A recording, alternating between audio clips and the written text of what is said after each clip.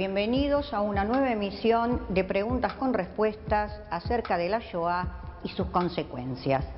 La noche de hoy la dedicaremos específicamente al tema del ascenso de Hitler al poder, cómo llega a ocupar el lugar que ocupa, la creación del Partido Nacional Socialista, el debilitamiento de la República de Weimar y obviamente de su presidente Hindenburg, y las consecuencias que todo esto trajo a la humanidad.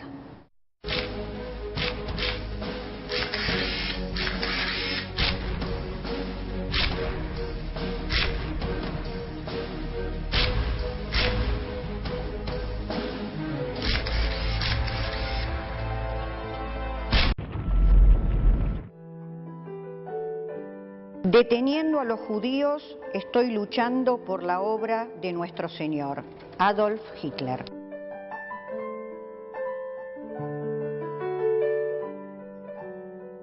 Fui concebido en una hermosa playa del oeste de Francia. Era tiempo de vacaciones, era tiempo de buen humor, de buena onda, tiempo de amplias sonrisas. Era el hijo esperado y querido.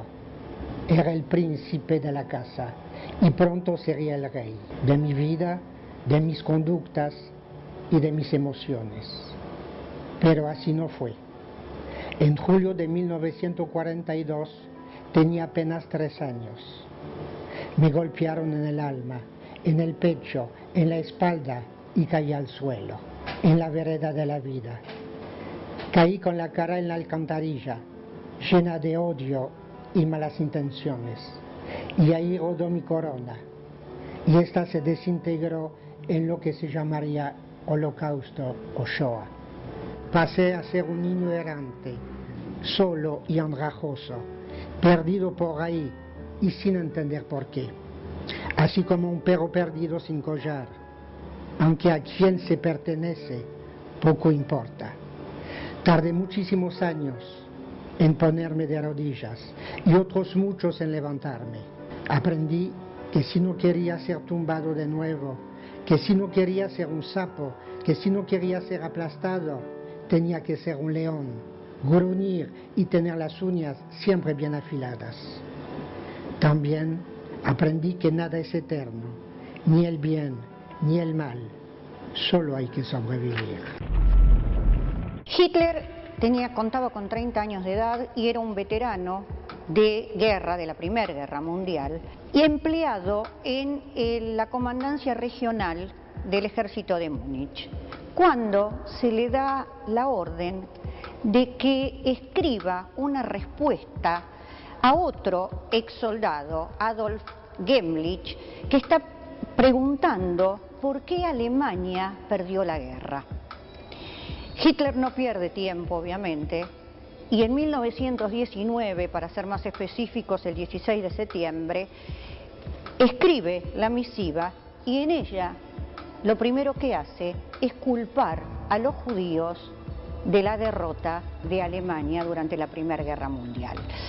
Este en realidad sería el primer escrito antijudío de Hitler previo a mi lucha.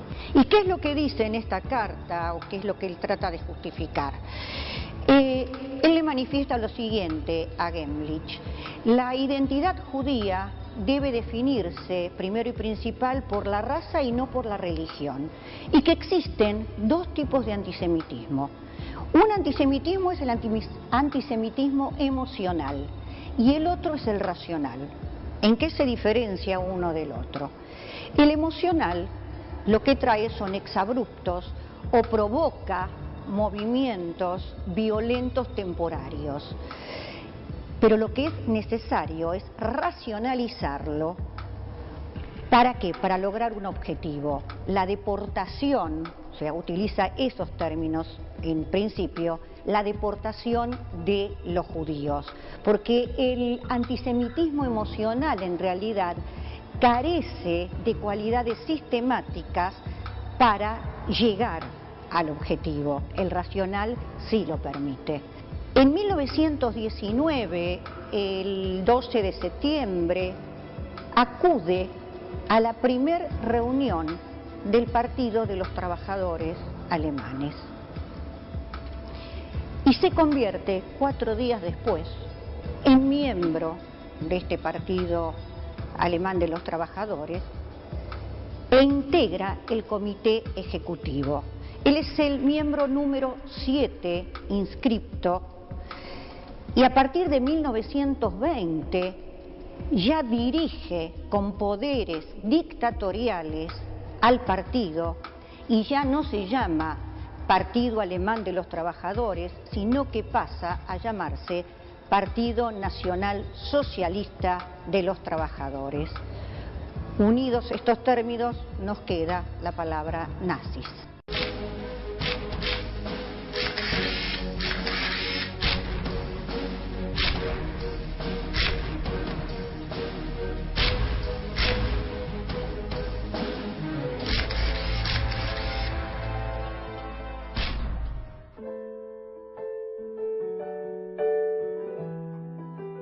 Tenemos 5 sentidos: la vista, el gusto, el oído, el tacto, el olfato.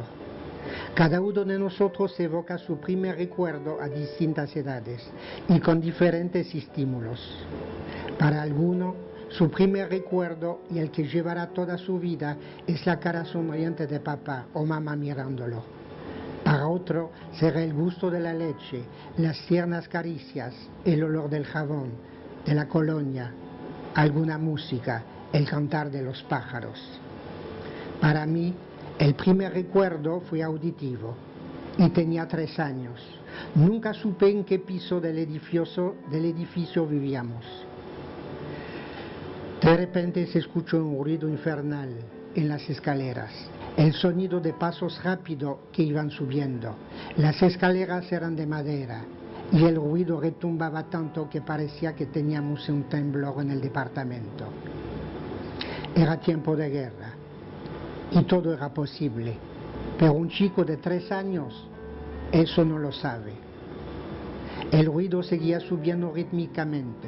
De repente fueron golpes, montones de golpes, parecía como si estuvieran intentando tirar puertas abajo a patadas. Se empezaron a escuchar órdenes gritadas en alemán. Al instante se oyeron gritos, llantos, una desesperación completa, quejidos sobrehumanos, gritos del alma y de las entrañas. Se escucharon padres suplicando por sus hijos, que no los maten, que no los tiren por la caja de las escaleras, que no, que no, que no.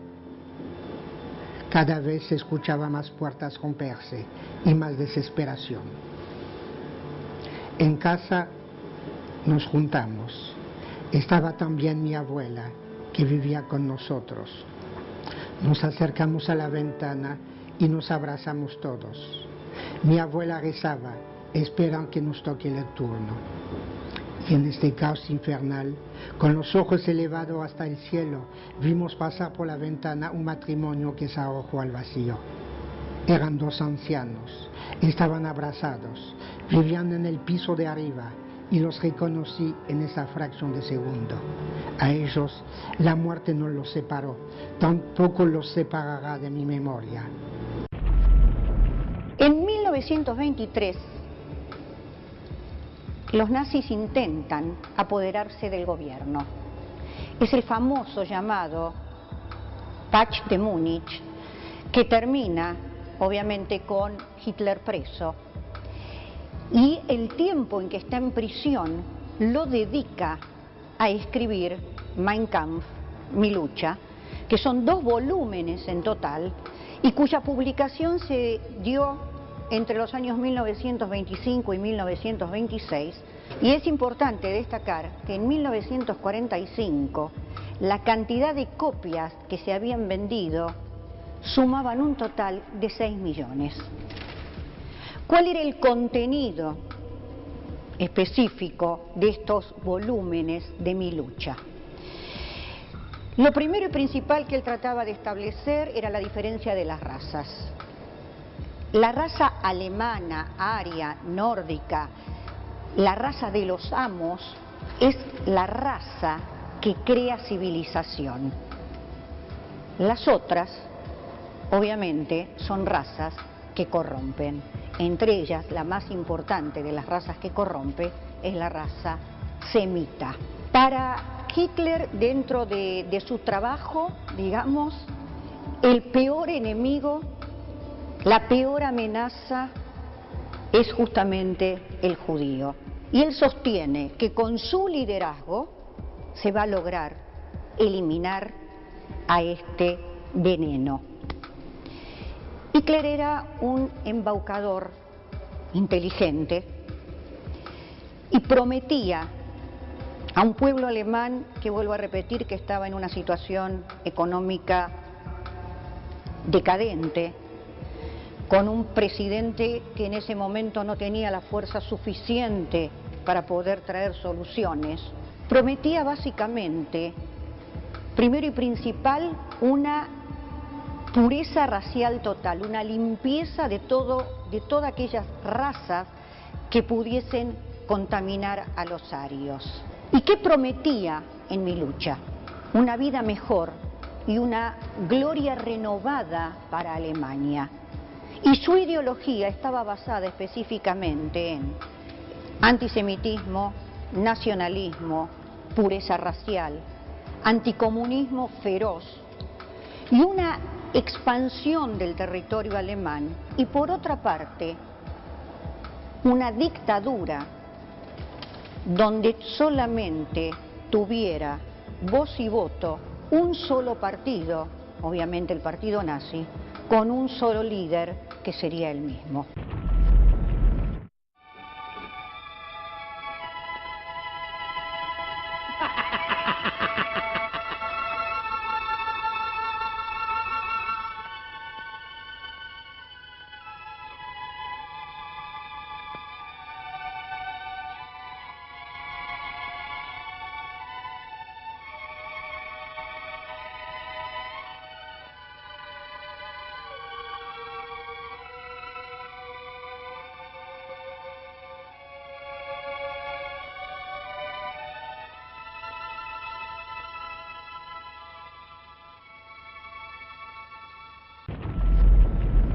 En 1932, el partido nazi contaba con aproximadamente 1.400.000 miembros.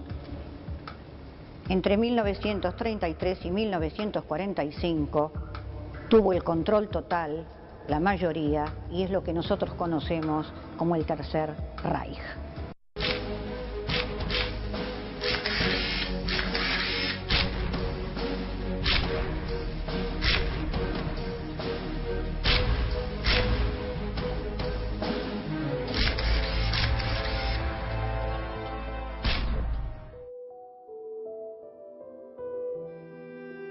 Llegó nuestro turno. Llegaron los golpes, los insultos en alemán. La puerta se sacudía, pero no cedía. ¿Por qué abrir? ¿Acaso queríamos llevar una puerta entera al infierno? Se escuchó la voz de nuestro vecino que decía: insistan, insistan, están. Este era nuestro buen vecino, con quien mi mamá intercambiaba aceite, azúcar y qué sé yo. La puerta empezó a ceder, era el final. Pero el final real es el del último suspiro. Se escuchó afuera: mi teniente, entre los vivos y los muertos no hay más lugar en los camiones, están todos apilados. Silencio. Vamos, llevemos estos, en media hora estamos de regreso. La corrida de las botas, que se había sentido hacia arriba, ahora se hacía oír hacia abajo. Se escuchó arrancar los motores. Vámonos, dijo mi padre. Él estaba vestido con pantalón y camisa. Mi abuela, no recuerdo. Mi mamá estaba con sandalias, pollera y blusa. Bajamos rápidamente las escaleras. Estaban llenas de sangre. En la vereda, los cadáveres del matrimonio Schwarz. Estaban los cuerpos. Sus almas debían estar transitando hacia el paraíso, no hacia el infierno que nos tenían preparado los alemanes. El adiós y la separación fueron muy rápidos. Mamá me alzó, me apretó en sus brazos y empezó a caminar rápidamente. En la vereda quedaban parados, mirándonos, la mamá de mi mamá y mi padre. Para cada uno de nosotros, la vida y la muerte nos tenían preparado su libreto. Sobre la superficie de esta tierra, nada es eterno, ni el bien, ni el mal, ni la suerte, ni la buena suerte, ni la mala suerte. Como comentaba anteriormente, Hitler tenía capacidad e inteligencia en el uso, sobre todo, del liderazgo y de la propaganda. Una capacidad importante, podríamos decir, para dar discursos, que la masa escuchaba y seguía. Había en él energía política. ¿Y qué era a qué llamaba Hitler específicamente? ¿A qué convocaba? A destruir físicamente a los seres humanos. ¿Basándose en qué? En realidad en el odio más antiguo, que no comienza con Hitler, que era un odio existente ya en Europa, que es el antisemitismo, pero con una diferencia importante, que es la que mencioné anteriormente. En este caso, convocando a destruir físicamente a los judíos. ¿Cuándo obtuvo éxito? ¿Cuándo y qué condiciones fueron las que se dieron para que pudiera obtener el éxito? A partir, en realidad, de la severa depresión de la caída de la bolsa norteamericana en 1929, que generó todo un movimiento económico mundial importante, y entre 1929 y 1930, en Alemania se contaban aproximadamente 3 millones de desocupados. Para 1933, esa cantidad ya había aumentado a 6 millones. Los fracasos de la República de Weimar benefició muchísimo a los nazis. Y en 1930 tienen el primer triunfo importante en las elecciones nacionales, ocupando el segundo lugar después del Partido Socialdemócrata. Los miembros del partido y el electorado hay que destacar que pertenecían a distintas clases socioeconómicas. ¿Qué les atraía en realidad a esta gente del partido nazi? La atracción estaba dada en que Hitler prometía una campaña de libertad y pan, por un lado, que se oponía rotundamente al comunismo y estaba convencido de que iba a luchar con todas sus garras contra él mismo, y por otra parte ofrecía soluciones que los demás partidos no las tenían.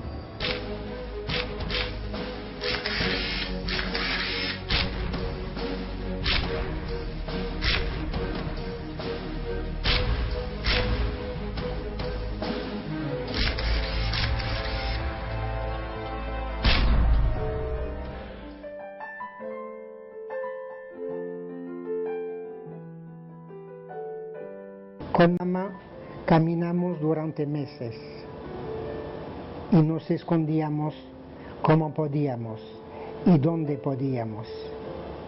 Una noche mamá desapareció, la habían capturado. Yo entonces anduve aquí y allá. Después de la guerra estuve 7 años en un orfanato. Mamá, amén de las atrocidades que había sufrido, sobrevivió, pero tardó años en maquillar sus heridas, encontrarnos y reunirnos. Estuvimos separados por 10 años. Ella entonces era una joven mamá, ahora era toda una señora y yo era un muchachito. Éramos felices de habernos reencontrado. Cada vez que nuestras vistas se cruzaban, tratábamos de sonreírnos, pero al instante No podíamos evitar que se nos nublara la vista y nos venían los recuerdos y nos embargaba el dolor. ¿Cuándo se convierte Hitler en ciudadano alemán? Porque tenemos que recordar de que él era austríaco. 10 años después de liderar el Partido Nacional Socialista. En 1932, el mismo año en que él se nacionaliza alemán, los nazis obtuvieron 14 millones de votos. En ese momento ya Hitler está decidido a ser canciller y comienzan sus presiones hacia un debilitado presidente Hindenburg, que lo nombra canciller. Y lo nombra canciller ¿por qué?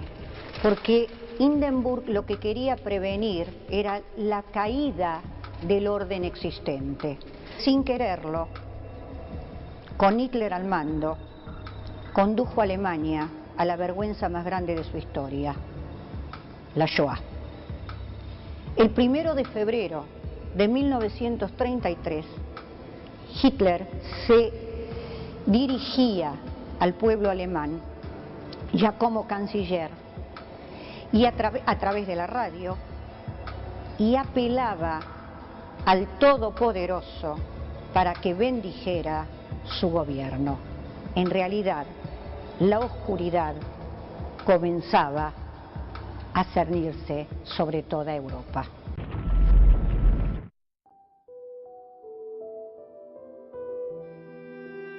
Nuestros quejidos se elevaron hasta el cielo. Quizá yo esperaba una señal, no la hubo.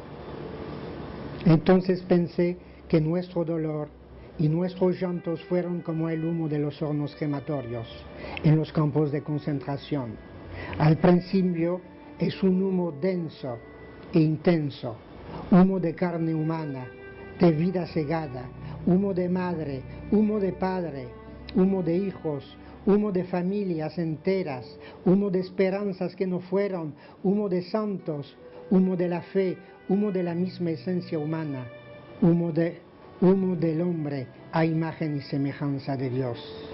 Sin embargo, este humo de muerte al subir se va disipando poco a poco y de pronto es la nada. De lo que fue una persona, del milagro de la vida, solo queda un puñado de cenizas, de polvo que el viento se lleva. Entonces es el abismo. Casi se puede decir que estos seres no vivieron, no existieron, es la nada. No murieron en una cama, ni siquiera tienen una tumba, un lugar marcado, un lugar donde descansar. Ni siquiera son polvo, ni siquiera son materia, no hay rastros.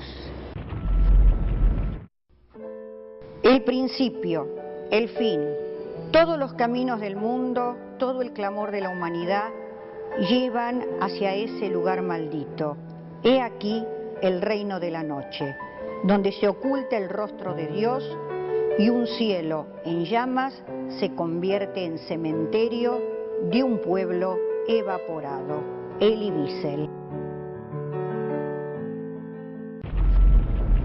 El Partido Nacional Socialista estaba organizado como una pirámide jerárquica. Obviamente que en la cima de esa pirámide se encontraba el líder, el Führer, Adolf Hitler. A partir de ahí y hacia abajo existían los ministerios, los distintos jefes encargados de cada una de las áreas, y Alemania a su vez fue dividida y subdividida en regiones, en poblados que tenían sus propios guardas. Pero hay algo importante: todos debían reportarse a Hitler y la última palabra era la que él daba. Una perfecta dictadura, tal cual él la había soñado.